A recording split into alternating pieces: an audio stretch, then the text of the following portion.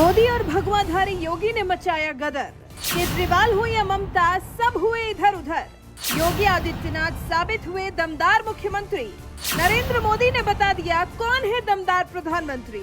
सर्वे में सबसे आगे योगी, मोदी पिछड़ गए विरोधी।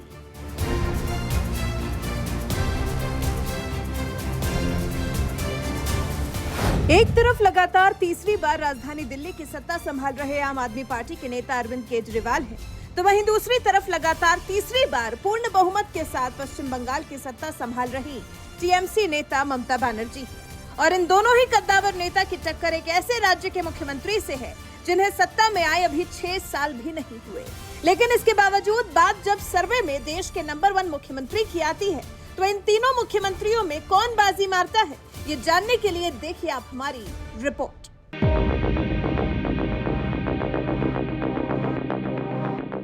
जब से नरेंद्र मोदी ने सत्ता संभाली है, इस देश ने लगातार 2 लोकसभा चुनाव देखे हैं, जहां मोदी की प्रचंड लहर में कई राज्यों में विरोधी पार्टियां हवा की तरह उड़ गईं। फिर वो चाहे देश की सबसे पुरानी पार्टी कांग्रेस हो या यूपी की समाजवादी पार्टी और बिहार में लालू यादव की पार्टी। लेकिन बात जब बंगाल और दिल्ली की आती है, तो इन दोनों ही राज्यों में हुए विधानसभा चुनाव में बीजेपी को करारी शिकस्त का सामना करना पड़ा।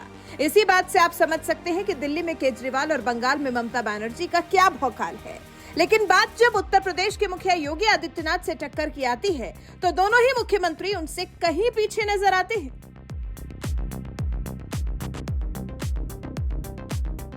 जी हां, आपने सही सुना।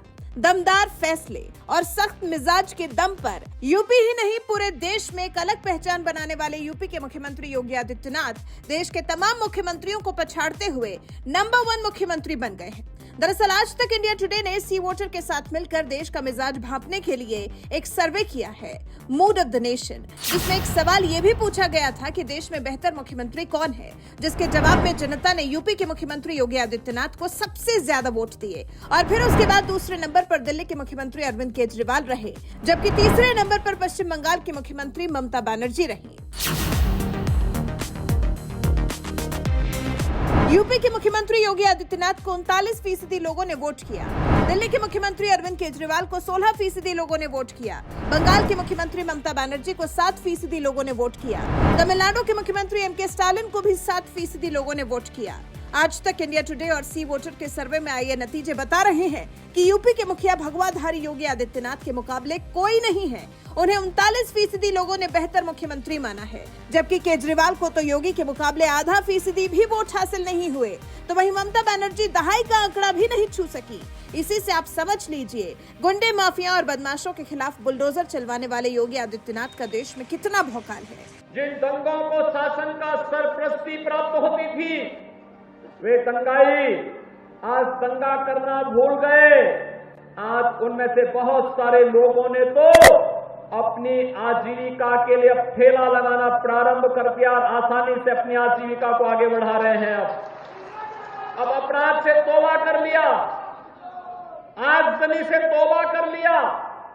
ये नया प्रदेश है जो मेहनत से हर व्यक्ति को सम्मान के साथ जीने का अधिकार तो देता है, लेकिन जबरन किसी गरीब, किसी निरीह, किसी व्यापारी और किसी राह चलते हुए राहगीर को या किसी बहन बेटी को के साथ अगर किसी ने दुस्साहस करने का प्रयास किया, तो आज उसका जीना हराम जरूर कर देते हैं।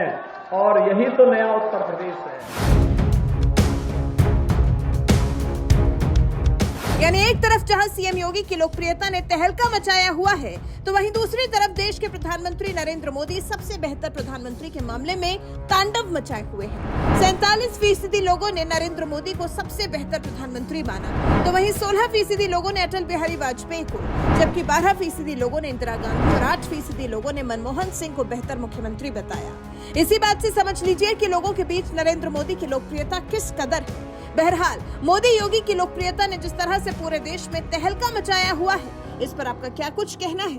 अपनी राय हमें कमेंट कर जरूर बताएं।